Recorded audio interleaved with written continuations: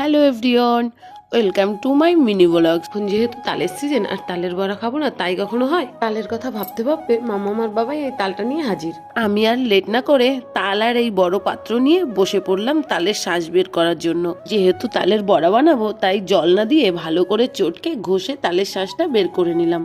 আর শাঁস বের করা হয়ে গেলে সেটাকে ছেঁকে অন্য একটা পাত্রে নিয়ে নিলাম আর তার মধ্যে পরিমাণ মতন চিনি দিয়ে 30 মিনিট মতো ঢেকে রেখে দিলাম। পরে এক এক করে সুজি, ময়দা, চালের গুঁড়ো আর স্বাদ মতন নুন দিয়ে ভালো করে মেখে নিলাম আর তারপরে 1 ঘন্টা ঢেকে রেখে দিলাম। তারপরে দেখো বড়া বানানোর জন্য রেডি। কড়াইতে তেল গরম করে তার মধ্যে ছোট ছোট করে ছাড়তে লাগলাম। মিডিয়াম আছে খানিকক্ষণ নাড়াচাড়া করে তুলে নিলাম। এইদিকে দেখো বাইরে বৃষ্টি পড়ছে। এক এক করে সব বড়া ভেজে নিলাম। ভাজা শেষ হয়ে গেলে মাম্মামের কাছে নিয়ে চলে এলাম। বাইরে বৃষ্টি আর গরম তালের বড়া জমে গেল। তোমাদের কার কার তালের বড়া খেতে ভালো লাগে কমেন্টে অবশ্যই